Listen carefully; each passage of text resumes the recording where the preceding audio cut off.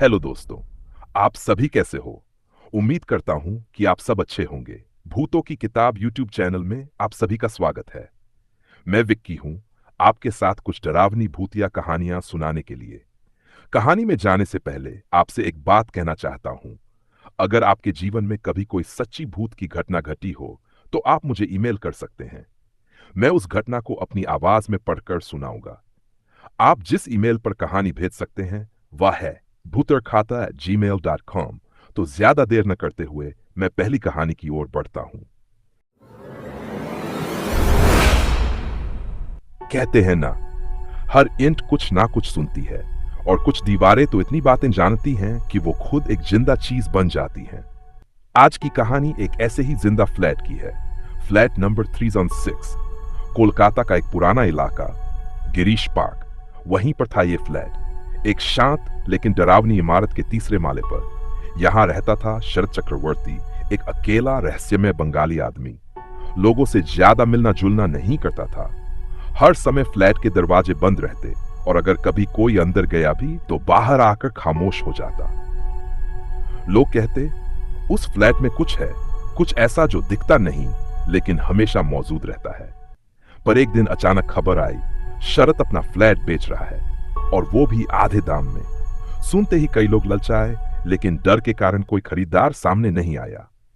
Jayaprakash Agarwal, Marwari businessman, वो हाल ही में Kolkata shift हुआ था अपने परिवार के साथ, पत्नी सुनीता, बेटा अर्जुन और बेटी रिया। जब उसने फ्लैट देखा तो उसे कुछ भी अजीब नहीं लगा। खूबसूरत फर्श, बड़ी बालकनी और शांत इलाका।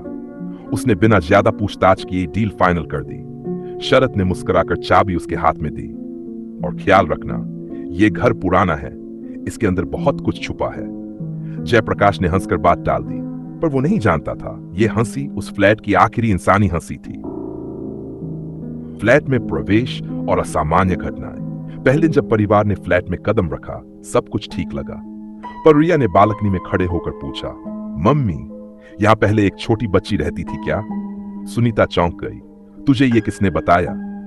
रिया बोली, वो दीदी बता रही थी, जो सामने वाली दीवार में रहती है। सुनीता ने समझा, शायद नई जगह पर रिया कल्पना कर रही है। पर धीरे धीरे चीजें बिगड़ने लगी। रिया हर रात डरावनी बातें करने लगी। वो दीदी मेरे कमरे में आती है। अर्जुन को लगा जैसे कोई उसके कमरे में लगातार चल रहा है। सुनीता को पूजा करते वक्त हमेशा ऐसा लगता जैसे कोई उसकी आरती की लौ बुझाने की कोशिश कर रहा हो। और फिर एक रात पूरे घर में अचानक से हवा का झोंका आया।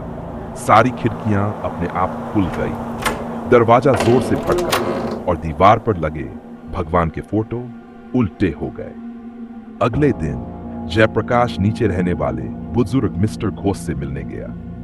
उन्होंने आंखों में डर लेकर कहा, बाबू मोशाय, आप जिस फ्लैट में रह रहे हैं, वहां बहुत साल पहले एक बच्ची की मौत हुई थी। वो शरद बाबू की बेटी थी। उसकी मौत को एक हादसा कहा गया, पर कहते हैं वो दीवार में दफन है।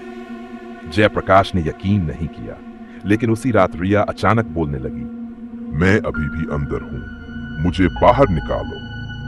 पर वो आवाज रिया की नहीं थी, वो किसी और की आत्मा थी।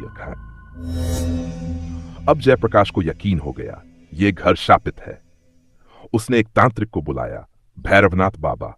बाबा ने पूजा शुरू की और कहा, यह आत्मा बंद है, लेकिन सिर्फ इसलिए क्योंकि इसकी चिता नहीं जली। तुम्हें दीवार तुड़वानी होगी जहां उसे छुपाया गया है।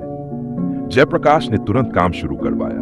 दीवार टूटी और अंदर से निकला एक छोटे बच्चे की हड्डियों का ढांचा, उसके साथ एक टूटी हुई गुड़िया। पूरा घर सन्नाटे में डूब गया। सुनीता रो पड़ी। रिया बेहोश हो गई। बाबा ने विधिपूर्वक उसका अंतिम संस्कार करवाया, और फिर एक पल के लिए पूरे घर में रोशनी फैल गई। आत्मा प्रकट हुई, मासूम सी लड़की जिसने कहा, अब मैं जा रही हूं, और वो हमेशा के लिए चली गई। 2 महीने बाद घर में सब कुछ सामान्य हो गया था। रिया हंसने लगी, अर्जुन पढ़ाई में लग गया। जयप्रकाश सोचने लगा, अब वो इस फ्लैट को अच्छे दाम में बेच देगा। लेकिन तभी रिया एक सुबह बालकनी में खड़ी होकर बोली, पापा, वो दीदी फिर से आई है। वो कह रही है, अगर किसी और ने इस घर में झूठ से कदम रखा तो खेल फिर शुरू होगा।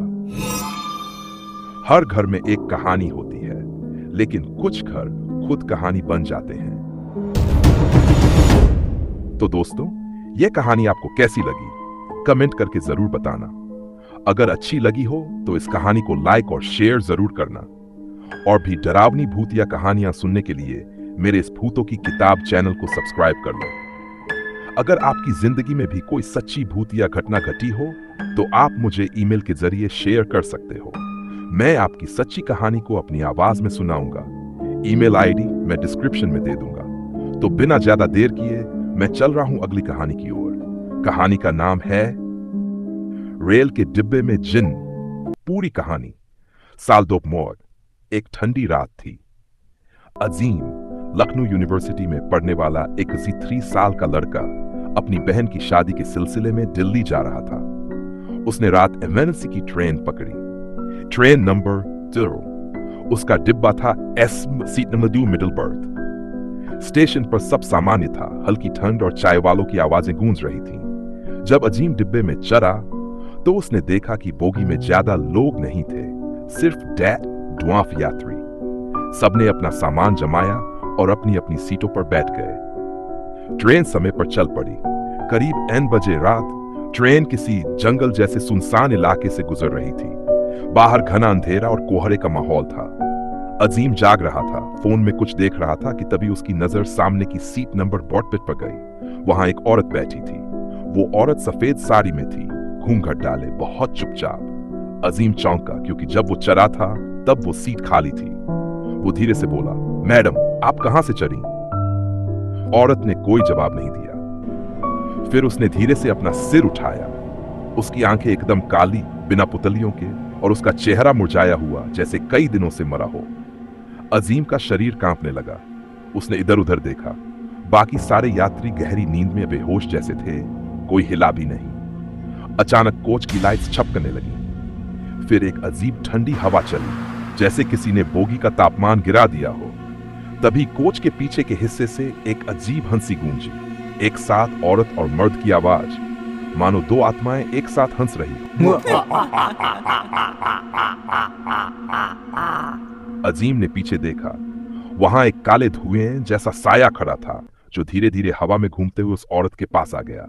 अब अजीम समझ गया, ये कोई आम औरत नहीं थी, ये कोई जिन के कब्जे में थी। जिन की भयंकर आवाज आई, जो इस बोगी में आता है वो जिंदा वापस नहीं जाता, ये हमारी जगह है।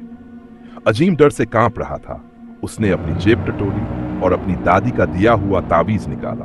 वह हमेशा कहती थी, इस तावीज को अपने पास रखना, बुरी चीजें पास नहीं आएंगी। अजीम ने डरते डरते वो तावीज हवा में लहराया। तभी वो काली छाया और औरत दर्द से चीखने लगे। बोगी में जोर की हवा चली, जैसे तूफान उठ गया हो। कुछ ही पलों में वह औरत और जिन गायब हो गए। ट्रेन की बत्तियां फिर से जलने लगी। सब यात्री धीरे धीरे उठने लगे, जैसे कुछ हुआ ही न हो। अजीम ने बाहर झांका। कोई स्टेशन था लेकिन अजीब सा सुनसान। वह जल्दी से अपना बैग उठाकर ट्रेन से उतर गया। पर जैसे ही वह ट्रेन से नीचे आया और पीछे मुड़कर देखा, पूरी ट्रेन गायब थी। ना रेल की पटरी दिख रही थी, ना ट्रेन, ना कोई लाइट। अजीब सा अंधेरा और कोहरा छाया हुआ था।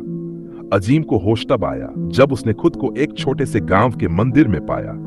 गांव वालों ने बताया कि वो बेहोश मिला था रेलवे ट्रैक के पास। जब उसने ट्रेन के बारे में बताया, लोगों ने कहा, इस रूट पर 15 साल पहले एक ट्रेन हादसे में पूरी S5 बोगी जलकर खाक हो गई थी और तब से जो भी उस बोगी में चढ़ता है वो वापस नहीं आता। अजीम बच गया क्योंकि उसके पास विश्वास और तावीज था। पर आज भी कहते हैं, डू 204 की S5 बोगी में जो अकेले सफर करता है उसकी मंजिल बदल जाती है। आपको ये दोनों कहानियां कैसी लगी? अगर अच्छी लगी हो तो कहानी को शेयर जरूर करें। और अगर आप और भी भूतिया कहानियां सुनना चाहते हैं तो मेरे इस चैनल को सब्सक्राइब करके बेल आइकन पर क्लिक कर दें। एक बार फिर कहना चाहता हूं कि अगर आपकी जिंदगी में कभी कोई सच्ची भूतिया घटना घटी हो तो आप मुझे bhutarkhatha@gmail.com पर मेल कर सकते हैं। आप सभी खुश रहें, स्वस्थ रहें। धन्यवाद।